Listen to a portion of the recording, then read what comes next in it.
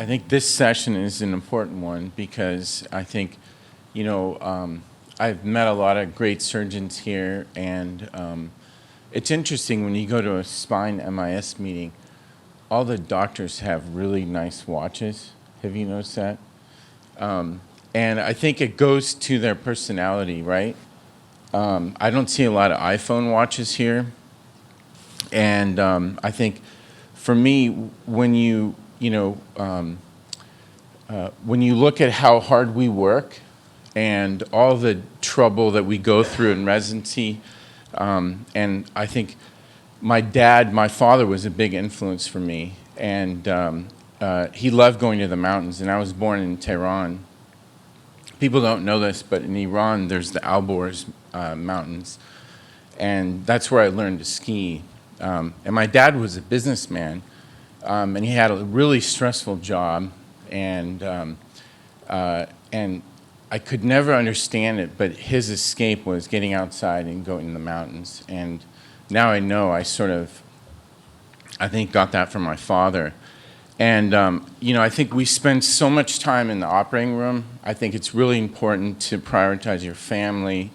For me, I have 3 daughters, and spending as much time with them as possible. And I think, as a surgeon, neurosurgeon, you're taught so many things in residency. And you give up and you sacrifice so much, but you almost sometimes forget that you're human, and you got to take the time off.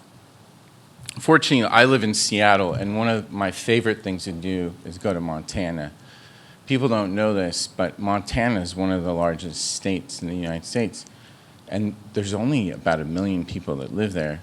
So these are my high school buddies. I try to make it so that every year I spend time with my friends. It's important to not just go to spine meetings, but just completely disconnect.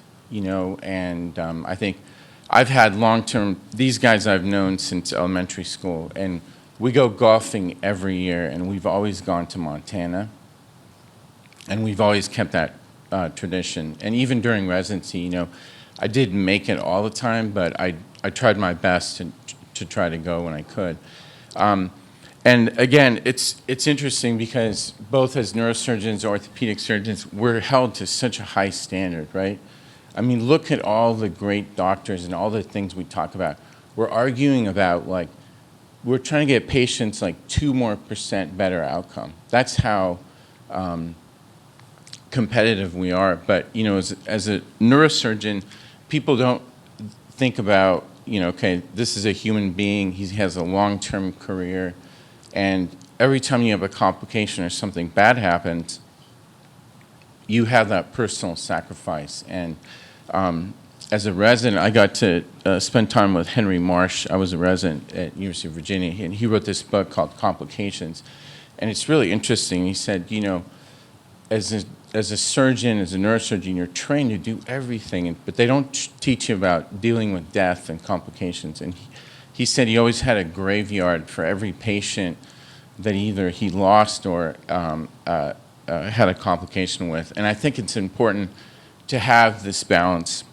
And again, it's something as a surgeon, I think we're kind of like high-performance athletes, We're expected to spend long hours under stressful conditions, and it's only when you fuck up that people notice, right? But if you think about our complication rate, it's probably less than 3%.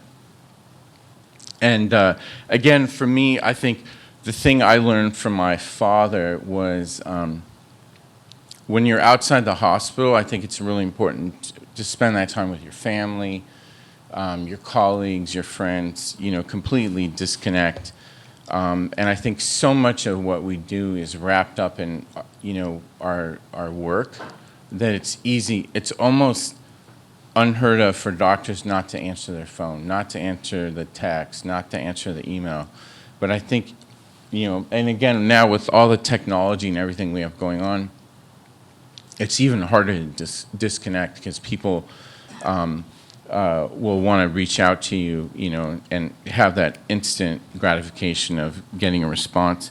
So for me, family's been a really important part of, keeping me grounded, and also I think you just have perspective. When you have kids, you watch them grow, and you're like, geez, I can't believe it's been 20 years since we moved back to Seattle.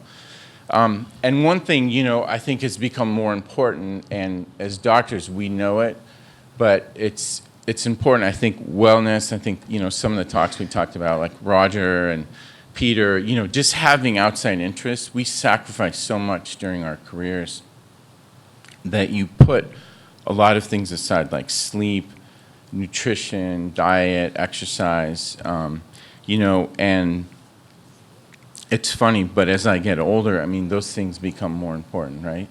So as part of, for me, I've tried to incorporate exercise even more now into my program than I did, when I first graduated residency.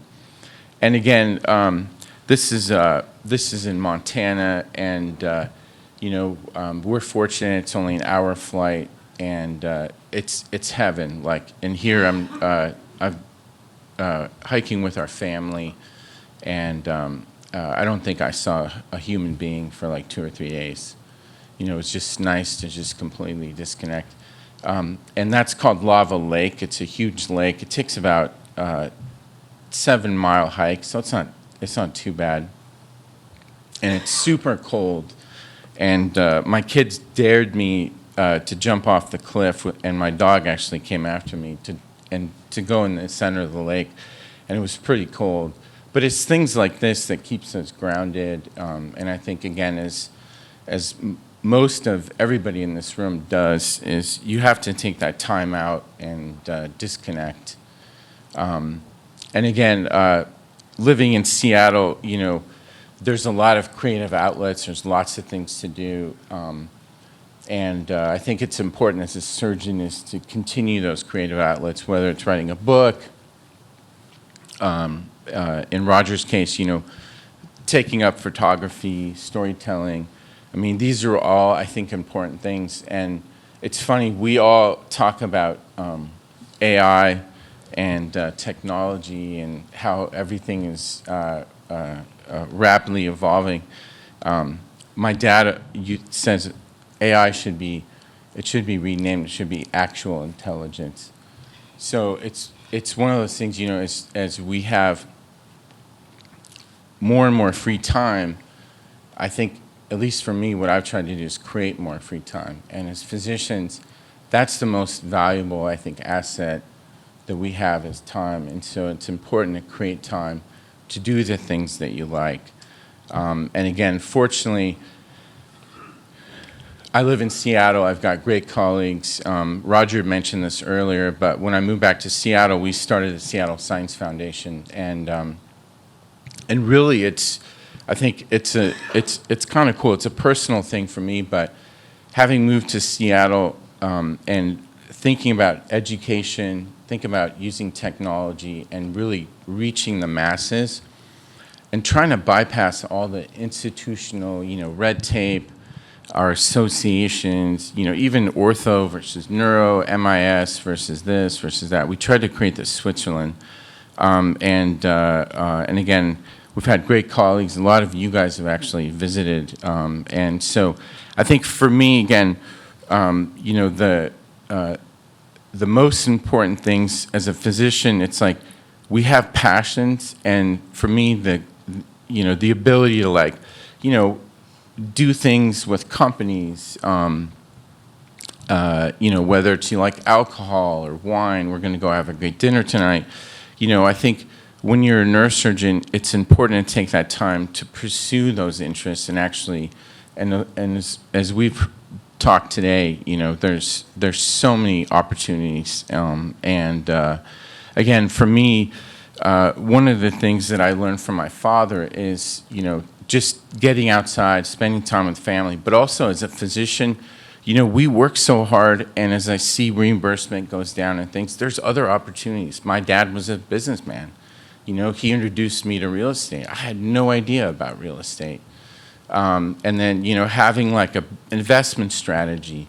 These are just things as a physician, I think, you know, you've got your day job, but it's important to expand and be open and to explore these other areas. And I think, again, time is our most valuable asset. So how do you balance that with being a neurosurgeon, orthopedic surgeon? I think these things can help you, and they have for me. You know, it's afforded me the ability to, I can take 2 weeks off, I can take 3 weeks off. And again, it's just putting all this together. Again, what it's done for me, like Seattle Science Foundation, being able to go to Montana, you know, being here with, you know, I've known Roger and Luis for a long time. It's these shared experiences and the community that you built that ultimately, you know, for me is gonna really create a sustainable environment for you. And you know, I love the talk that Chris gave about Ralph Wagner. But you know, you got to have balance, and if you don't, you know, you can spend too much time. Stress and other things can be a huge factor. And I think, you know, Roger talked about this, but travel is such an important part of my life. You know, every summer, our family, we take a trip. This is a trip we took recently to France, just to reconnect with friends, get away. You know, these are things, it's so important to not take that week off, not take that 2 weeks off, you know, not to spend time with your cousin that you haven't seen for a couple of years. Again, you know, I think for me, my father had a really large impact on my life, and I think when you see and how much time we spend, like take the number of hours in a week and divide that up, and I bet you all of us in the room, we work 6-7 days out of those 7 days.